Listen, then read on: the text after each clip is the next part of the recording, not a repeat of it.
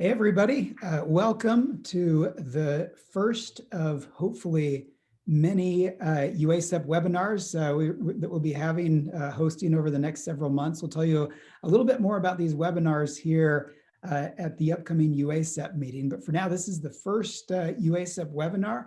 I'm super excited. Today, we're going to be recording this. We're going to post it to our website a little later on. And hopefully over time, we'll have a whole series of different webinars and videos that you can watch that have amazing resources that all of us practitioners across the state can tap into at any time. But today, I'm really excited that we have with us Wendi Karbakhsh and Melissa Yates. Wendy's comes from UVU and Melissa comes from Cedar Valley High School. And what they're going to be talking about today, they're going to go over some Excel tips and tricks for managing concurrent enrollment admissions and registration tracking lists, which many of you use. So we're going to hear from both the higher ed side and the public ed side and how they sort of partner together to generate these lists, organize them, and make sure that all the students are taken care of when it comes to admission and registration.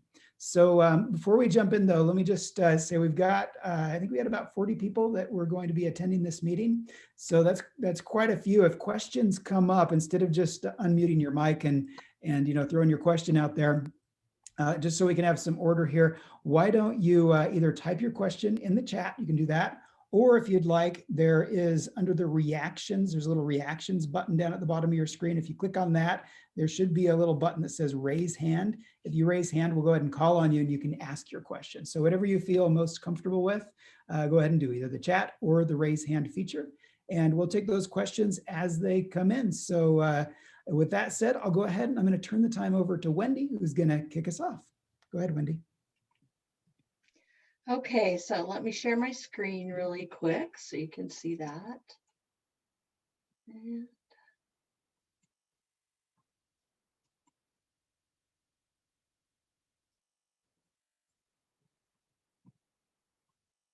Okay, so I'm assuming you can see it. Okay, good. So I'm Wendi Karbakhsh. I work for UVU and I am in charge of the live interactive classes, but I'm also have a new position that's part of my job that is data manager for UVU concurrent enrollment. And so we've developed quite a few reports that help us with registration. Now, the first thing I want to show you is kind of what I'm going to go over. So the first thing is we'll go over the major files that we use. I'm just going to kind of let you see what other things we use that are not just for registration. Then I'll show you some formatting tips with the actual files that go out to our schools for registration. And I'm going to show you, I know Sid wanted to see a few additional tips and tricks, and so I'm going to show you how to use a macro and create a pivot table to answer questions. And then I'll be handing it over to Melissa. So to start off, these are the main Excel files that we use in UVU concurrent enrollment to manage really just everything that's in concurrent enrollment. The first one is a holds update. So all these come out in Excel files. I use Argos that pulls these reports, and these are new reports we've just created this year. I don't know why somebody's calling me right now, so we'll get rid of that. Okay, of course. So the holds are students that can't register, they have a hold. And so those students will be in a list. We give that to our advisors so that they can kind of proactively look for students that won't be able to register when registration opens. Then we have an admitted not registered report, and that's part of what I send out in our giant enrollment report. So this is the enrollments. And we have a grade report. That's what I monitor after grades are coming out to see if we have grade changes. So after the semester grades go to the high schools and students are working with instructors, they get some grade changes. I make sure that those grades go to the high schools as well, so that our grades match, our transcripts match theirs. And we have a repeat report, which tells us if a student's trying to repeat a section or a class. And that's not something that we allow. So we catch them right during registration if we're seeing a repeat, so they can go find a different class.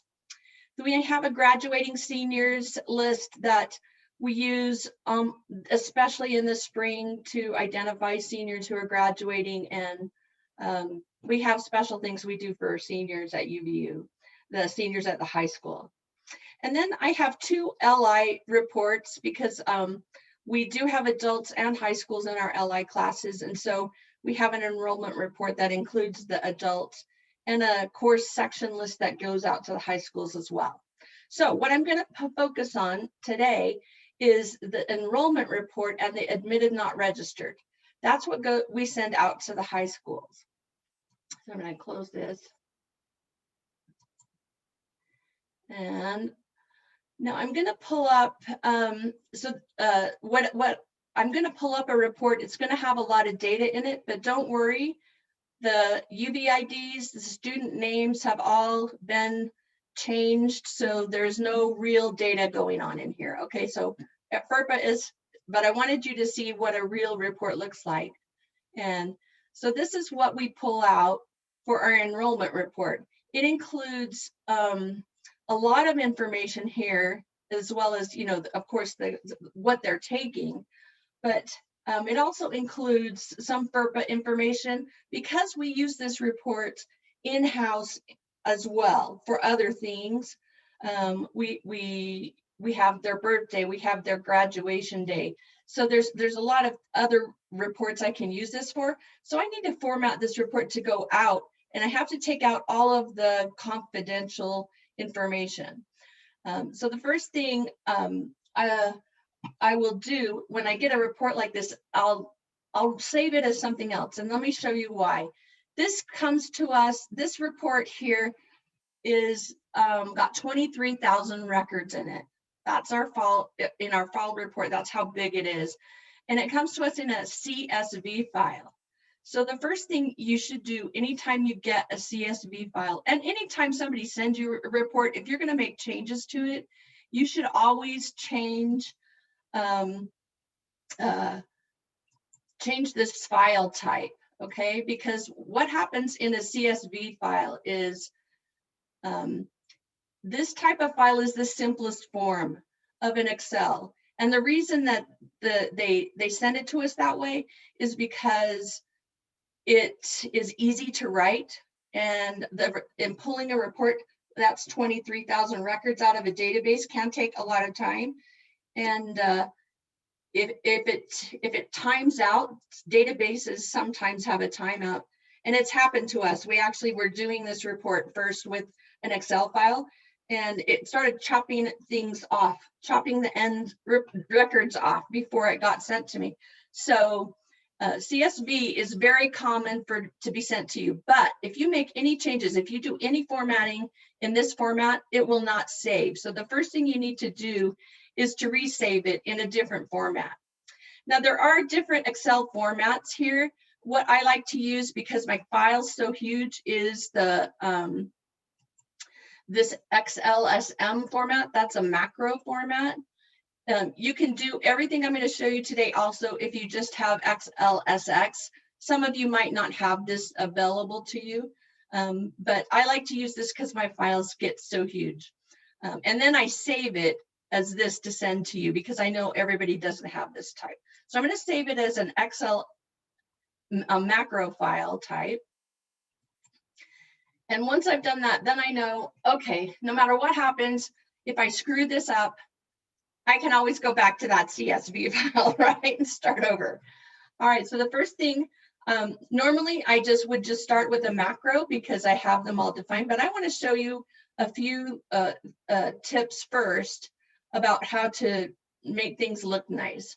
So we have the first thing to do is to just delete stuff that you don't need in your report. So I don't need I need the building, I need the CRN, and I kind of like to have separate section numbers, course numbers, and codes. So I don't need to restate it there. I don't need the term. We already know that we're in spring. I need this part, the instructor name. So there's a lot of things in here that I don't want to send out to the sites. So I have a UVID, their name, last name, first name, and I'm going to get rid of everything else. I'm going to get rid of the registration and all their confidential information and just delete that. Okay, so then what you want to do is format the size of the columns. And one quick way, a tip for doing that is to just highlight all the columns and go to your format. If you can see this over here, click on that and auto fit columns will auto fit everything for you. So now when I'm looking at this, I still don't like that this is kind of big and fat. So I can grab one of these and pull it in, and that will help you to make it a little better. And then the next thing you do, because I cut it off and I wanted to make it smaller, we need to highlight everything again. And there's two things I like to do here. I like to wrap.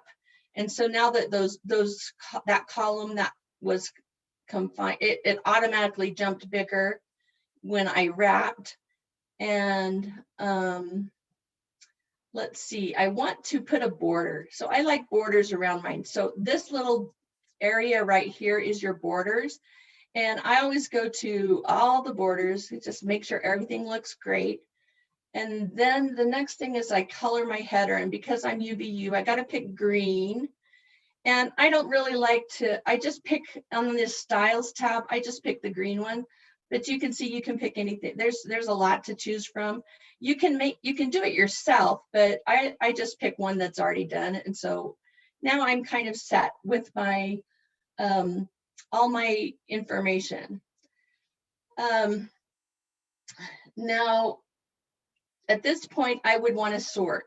So what you do is you highlight that heading, you go over to sort and filter. Now, in Excel, there's many ways to do this. You can go to the data and find the same thing, but it is in your main one if you also to sort and filter. And so I just click on that and I click filter. And if you'll notice, there's a bunch of little arrows that are pointing down here. And that means that your filter is on.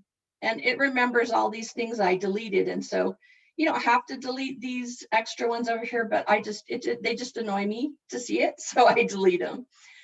What's important about filtering an Excel file is to make sure that every single one of your columns has that little down arrow.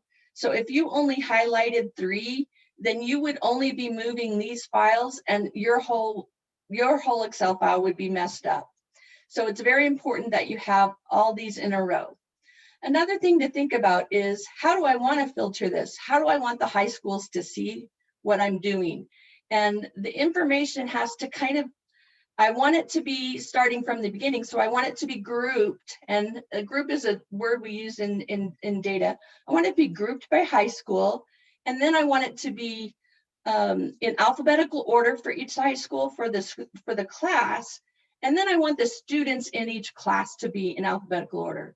And a way to get that right, you have to actually go backwards than what you would think. You're going to have to first sort the last name. And you do that by clicking the down arrow. And you can see your sorts are up here. You can turn things off to not see things here.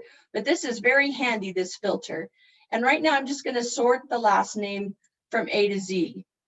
And then I'm going to go back to the next thing, and that will be my class. So I have grouped my students in alphabetical order. The next thing to do is to group your class. So I'm going to do section, my course number, and my subject code. And you can see that now they're ordered by class, and the students are still in alphabetical order, but by class. So if I were to look here at Art 1010, which has 3 students, these 3 students are in alphabetical order now. So the final thing you want to do then is your building or the school. So I sort that A to Z, and now I have all of my Advanced Learning Center, American Leadership in order. And that's the order that I wanted it. Okay. All right. I do this report every day. And so if I had to go through all of those steps every day, I would just, it's just very tedious, right? So instead, I have created a macro to do all those steps that we just did. And I have one for every report. And I don't want to do a deep dive into macros here, but I did want to show you how you can try it and make a macro and kind of save yourself some time. So I'm going to close this. And I'm going to start over.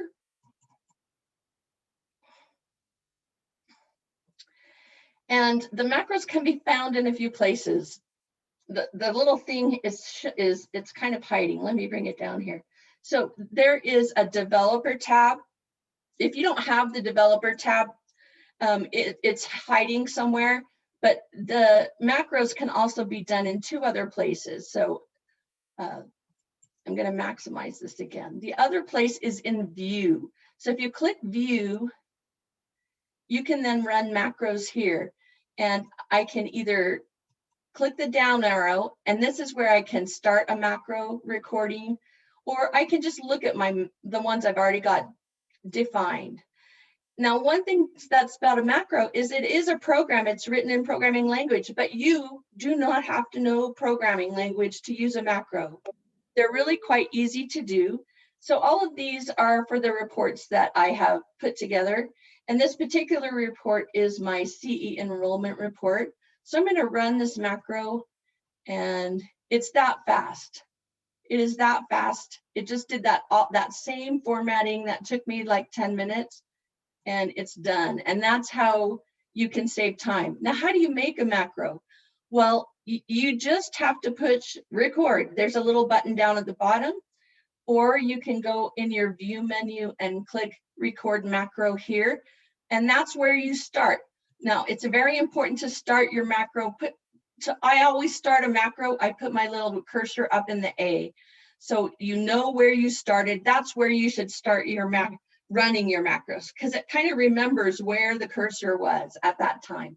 So if you're going to start a macro, think about what you're going to do. Put your cursor in 1A or A1, and then you just go and click record. And then you just do what we just did the last 10 minutes, making all the different changes, making it look the way you want. And when you're done, this button is different. It's an empty button, and it stops the macro. Then you have a macro that's defined. And that's my short macro plug. But it really saves me a lot of time. It does take some time to define them, because you always mess up. You always forget to do something, and then you have to remake it. But once you've got the macro down, then your Excel files will be consistent, and they will look great. All right. So the next thing I need to do is think about how my report's going to look when it's printed. Okay, because a lot of sites print this. Oh, let me just resort this so it's in the right order. So one thing to remember is macro. You saw that I got an error at the end of that. That's because I tried to put a sort in my macro, and it doesn't like to do sorts. It has a hard time with that. But it does everything else right. All right, so I have my data, and what I need to do is I need to make this file look like this one. Let me see. I'm going to show you this other file. And if you'll notice down here, I'm trying to get to splitting it into face-to-face and live interactive. So I've got two tabs of that. And then I'm going to pull in my admitted, not registered. So that's what the final goal is for UVU's enrollment report that goes out to sites. All right, so to do that, the first thing I do is I want to change the name of my first tab. So I have all mixed in here, live interactive and face-to-face concurrent enrollment. And I need to split that up. But the most efficient way to do that is to make one page first and then copy it. So that's the goal. So what I'm going to do is change the name, and I left click down here on the tab, and I go up to rename, and I'm going to change this name to Live Interactive. And I'm going to change how, now I'm going to set up my page. Now I'm an old person, and I really like the way that we used to do the setup of the page in Excel. And they've made all these things, and they're really kind of cool, but I like the old way.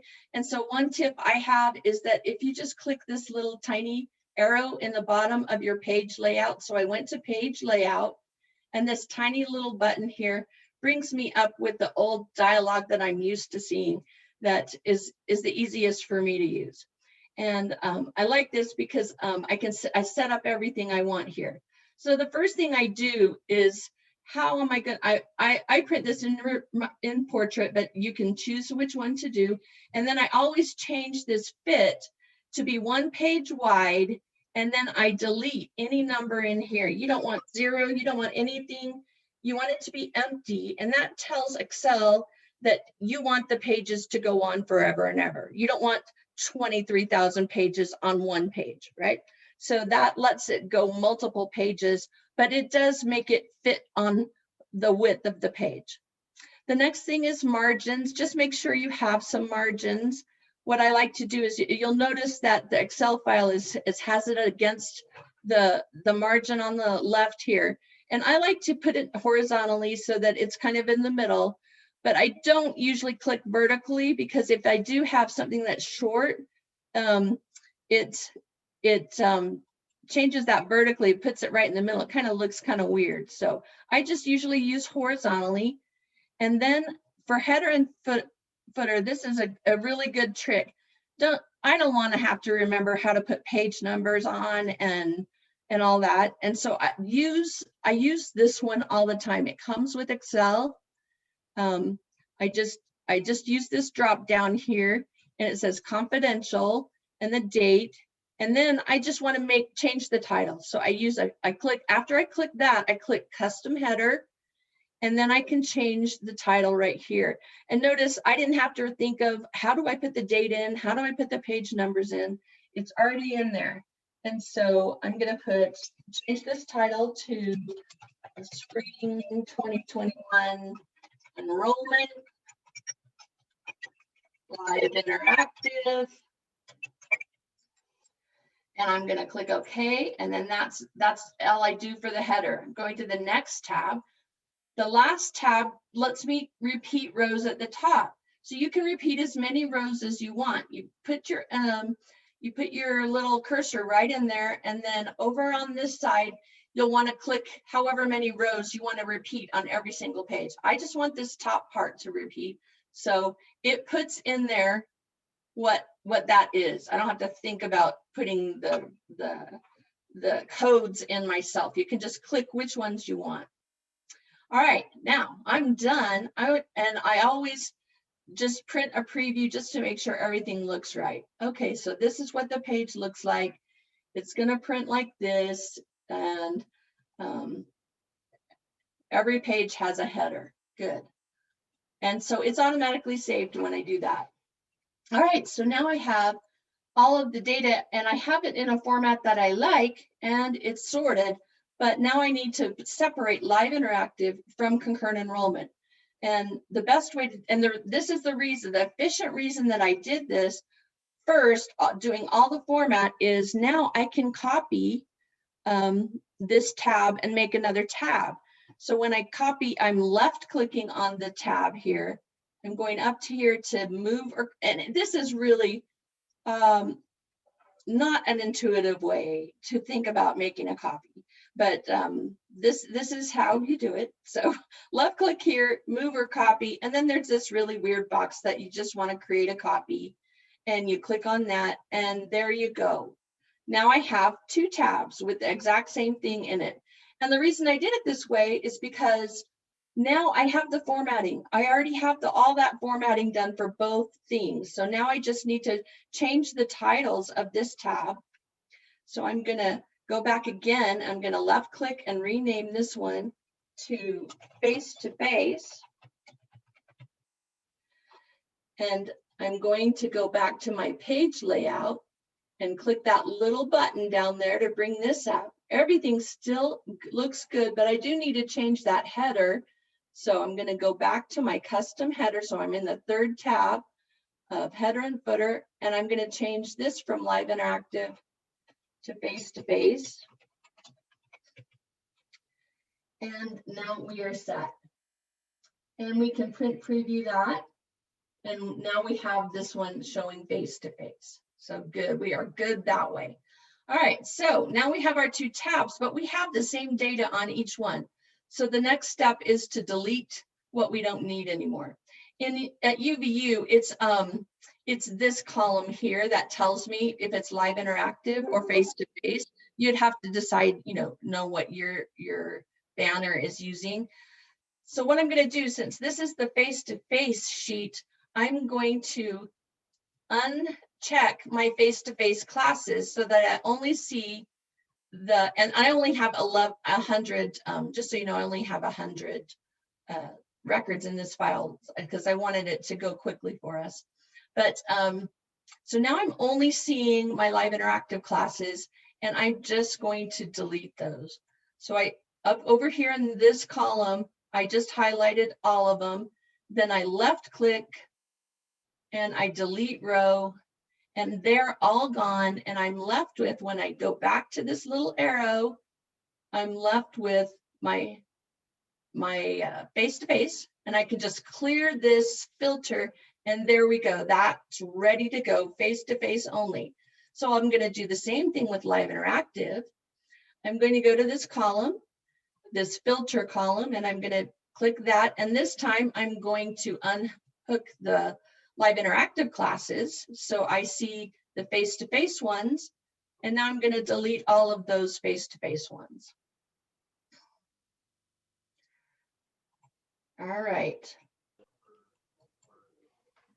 And so now in this column, I just have, I can clear this filter now, and I just have the right information on both of these tabs. So far, we're almost done. Okay, we're almost done with this. So I'm going to put this down, and I'm going to open up my next file, which is my admitted not registered report. It's part of this report that we send out. So the schools can see the students that thought they registered, but they really only got admitted, right? So I have a similar report for admitted not registered. Let's see, what did I do? Yeah, admitted not registered. And I have a macro. So I'm going to go to view. I'm going to go to the macro, and I'm going to click on the macro that formats this report. And again, I have fake data in here, so no worries, guys. I have two things for my admitted not registered. I have two macros.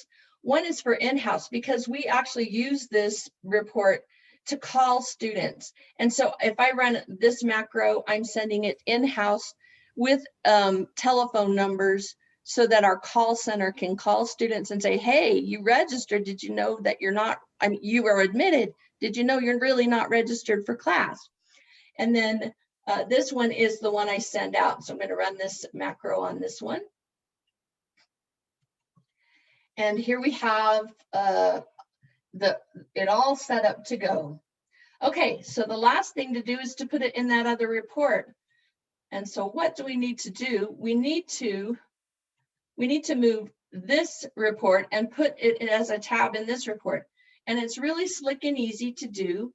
Once you're ready, you just grab the tab here and drag it down to the other report. And now my report is ready. It has all three things in it. Everything's formatted the way I want. I would also, I don't want to spend more time going into that page, but I would also go and make sure I had it printed right. So I'd go to the page layout and do the page setup here before I completely finished. But now I'm finished. Let's just say that that's done, because we've done that several times already. So the next thing to do is to save it in a format that everybody in the world can use. And so I saved that as an XLSX file. And that's the final step. And that's the one that gets sent to the high school. Now, before I hand it over to Melissa, I just wanted to quickly show you, Sid had requested a quick show of how do I use a pivot table. And you know what? Pivot tables are really, really easy to use. And I'm going to use it on, let's use it on this face-to-face one. So to get to pivot tables are used if you need to answer a question for your for your administration, right? People will come to you and say, well, how many students are enrolled in concurrent enrollment? Or how many credits are our students taking? How many classes are we offering at our high school? Those are the kind of questions you use a pivot table to answer. And so if you just highlight all of your data, you might not use it all in the pivot table, but I always do all of it just in case. You just do insert, and then we have these two kinds of pivot tables here in Excel. They recommend some, so you might as well look at what they've already got down there. But they're summing up my UVIDs and CRNs. That's not what I want. I want it to count. And so you might look through here and find exactly what you're looking for, and just click on it, and then you'll be done. Or you can do your own. And if I click pivot table, what I want is a new worksheet. So I'm going to click on this worksheet, and this information comes up. So typically I'd want to know, I'm going to drag this building down, and it's going to be my first row. And you can see that all of the schools just popped right up there. And I want to answer a question. So when you're doing this, you're like, well, what question am I answering? I want to answer how many classes I have in each school. And so I'm going to drag, my CRNs are unique, so I'm going to drag that in. Every class has a unique, and it automatically summed them up. That's not what I want. I don't want to sum them. So the way you change what it's doing to that column is you click this down arrow, and you want to click value field settings. And there's all kinds of things you can do here. And what I want to do is count, but you could do, if you were doing grades, you might want to do average, you want to do you can play with this. And so I'm quickly showing this to you so that you're not afraid to play with this. So I'm going to change it to count. And now I have how many classes are at each high school. And remember, this is not real data, so this is not real numbers. They're quite a bit bigger than that. But anyway, that kind of showed you I can do anything with this information, and it's not going to hurt my original data. So I just would like to say to you to just play with it, because you can come up with some of these answers on your own just with the data that we send you. And I'm going to start sending you the credit hours as well, so that you can sum that up. That would be one that you would pull down, and you would want to do a sum on it, and then you could see how many credit hours your students, and it gives you a total. So anyway, so that is all I had. I emailed that, and Melissa is going to tell you what she does after I send her that file.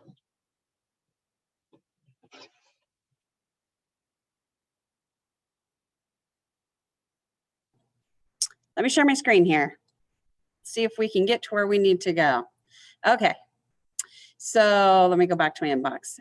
Wendi actually sent this earlier, and here it is. Let's see. Nope, wrong one. Here we go. So there's our fake information. This is what I get, and we love it. So I literally just download it. We'll bring it up here. Okay, so this is what we get. And you saw Wendi create it, and it's lovely and wonderful. So I just enable the editing. And I love all these other schools, but that information is invaluable to me. I don't need it. So I'm going to sort.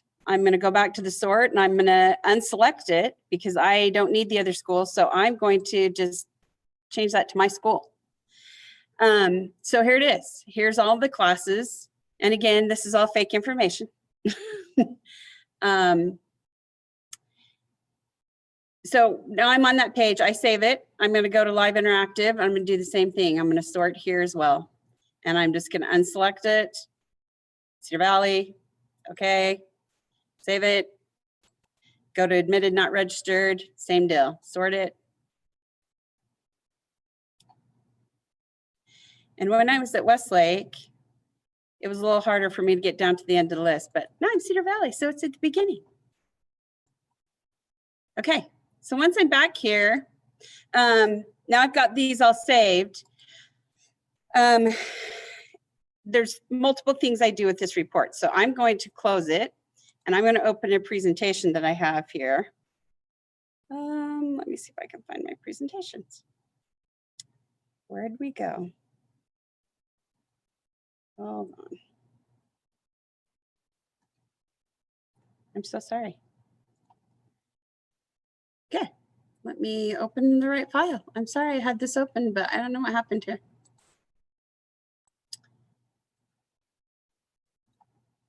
Okay, here we go. So once we sort that report, the first thing I do, I'm going to tell you, I have two roles here. First, I'm a live interactive facilitator. So I am in the live interactive classes all day. And I'm also the concurrent enrollment coordinator. So I am dealing with the enrollment report on both levels. For the live interactive, as this slide shows, the enrollment report needs to equal what my class roster says. So here's the fake enrollment report, and you can see that I've got the art class listed. And then I have the fake class roster with the same kids. Now, the first week of Live Interactive, the Live Interactive classes are on the college schedule. Therefore, we have a week to get our kids registered. I call it the great sifting, because kids will come in and out of the classes, and I'm trying all week long to match this enrollment report with my rosters. So kids are dropping it here at Cedar Valley, they're picking it up at UVU, they're dropping it at UVU and not dropping it here. It's craziness. So by the end of the week, whatever happens, my enrollment report and my class roster need to match. It's easier for me with the Live Interactive because I have control. I can pull the kids in from class and say, what are you doing? Are you taking it? Did you drop it? What's going on? If I run into problems, I'm on the phone all the time with the registrars at UVU.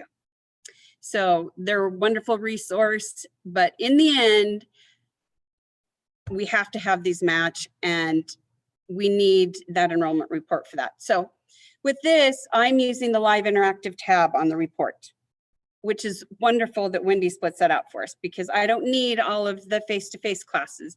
I need to just see who's in my Live Interactive classes. So now the face-to-face tab. So with the face-to-face, once I've sorted that enrollment report, I send it to all the teachers who are teaching a CE course that semester. I ask the teachers, okay, check your face-to-face tab. You need to be checking that daily. So as soon as we get a report, I send it out to my teachers. And I'm like, you need to let the students know that they are on the enrollment report. The registration process is complete for them. They're good to go. The reason I have the teachers do that is because the kids don't know how to go back and check, and they don't know who to ask, and they're just all kind of crazy with, what do I do? So it's just easier if we have the teachers tell the kids, hey, you're on the enrollment report, you're good to go, you're registered. And that works out really well. Now, for those kids, and we all know we all have them, that they get admitted and they think they're registered for the class. This is very helpful. So the teachers check, I have the, when I send this out, I have the teachers check the admitted not registered tab. And I ask them to please, if they recognize any student in that is in one of their classes, to pull the student aside and say, look, I show you're admitted, but you're not showing as registered for my course. So we catch a lot of students that way. sometimes we have kids get admitted and they change their mind and they decide, well, I really am not going to take a UVU class. That's great. There's no problem. So we have a small list of kids who are admitted, and they'll be on that list because they decided not to go ahead and register for a course. And that's fine. But if they wanted to be in the course, this is a great way to catch them. The teachers can say, okay, look, let me help you. Or we just have standard policy. I tell the teachers every email, please send the students to me if there's any hiccup with registration. We need to solve it before it becomes a problem. So this is a great way to catch all of those. Okay, the other thing I do with the enrollment report for face-to-face courses, we have several courses that the kids are required to register at UVU for if they take that section. So that being English. If they're in English 1010, English 2010, they have to register at UVU or move out of that section at Cedar Valley. The same thing for math, the same thing we impose that for biology as well. But we offer many, many other classes that they don't necessarily have to register for it. So in this instance on the screen, we have EMR, Emergency Medical Responder, and this student signed up for Emergency Medical Responder, but they also decided to take it concurrently. Well, the only way I have to know if what students are in that class is based on the enrollment report that we get from Wendi. So part of the procedures here is we have to take the child out of the regular section and change their Skyward to the UVU section. And what that does is that splits out the class, so the kids that are taking the UVU classes get UVU credit for it. The kids who are taking it regular high school get regular high school credit for it. So I have to go in and literally change every child's schedule and switch them into that UVU section. Without the enrollment report, I would not be able to do that. So I take the face-to-face tab, I open it up, it's sorted by class. I go through the classes one child at a time. I bring up their schedule in Skyward, and you can see here, I click on to add the UVU course, I add it, and then I delete the other one. And I go through every student. Now, the nice thing about this is in the fall, when we have all the year-long classes, I catch a lot of mistakes, which is fabulous because I'll have a kid that signs up and only has it in their schedule for half a semester. So then I pull the child in, or we go to counseling and, hey, you need to, this is a year-long course. You need to add this for the whole year, or you need to get out of it now. And, you know, make your choice. So we find a lot of mistakes by going through and doing this with the face-to-face. Again, with Live Interactive, that's easy for me. They're my classes. I can pull the student right there. But with the face-to-face, they're not my students. So I have to track them down, get the things resolved that way when I run across problems. The last thing is enrollment reports are vital, right? And we have this all the time. This is a student who thinks they're registered. They got admitted. They think they're registered. Time period passes, and then they realize, oh, I didn't register. So the key I found is just staying on top of students and teachers, and really recruiting the teachers to be your help and to help you get that done. I remind teachers all the time. And another thing I wanted to bring up is we do a training at the beginning of fall, and we bring all the teachers in, and I explain the importance of the enrollment report. I explain how to use it. I explain why they need it. And it's worked out pretty good. And I mean, we still have hiccups and things happen, but for the most part, the enrollment reports really save our bacon. And I would very much be lost without it. And that's all I have. If there's any questions, I'm going to stop sharing my screen here and then go back to where I can see the chat. That's great. We did have one question come in from Ulysses Lincoln. It says, do you all send registration and grade reports to each high school? Do any of you have websites set up for them to be able to access this information themselves? So we just send this huge report out. We used to, when I was only doing Live Interactive, I used to split it up and send only each high school their own students in an enrollment report, but with 23,000 enrollments, we just can't spend the time because this is a daily report. We can't spend the time splitting it up. We send the same report, and what we do though is we take out all of the FERPA information. It's just enrollment, and that's what goes out.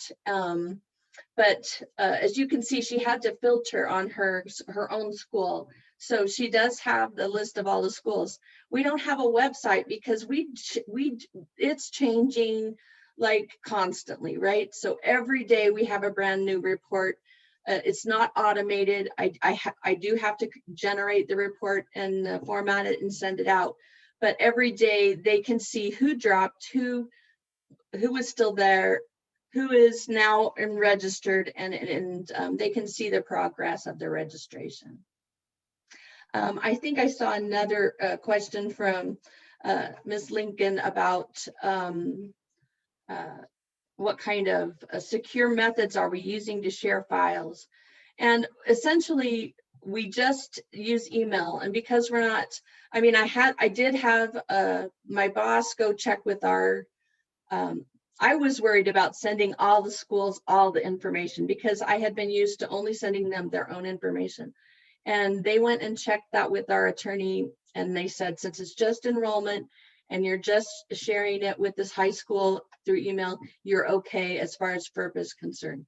So so we don't do the, I know what, the special emails that I see coming from Yusha. That's probably what you're thinking.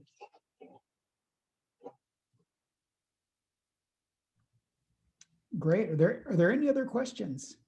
Again, you can type those in the chat, or if you just want to ask it, just go ahead and use the click on the reactions button and raise your hand, and we'll call on you. We'll give everybody just a second to see if any other questions show up.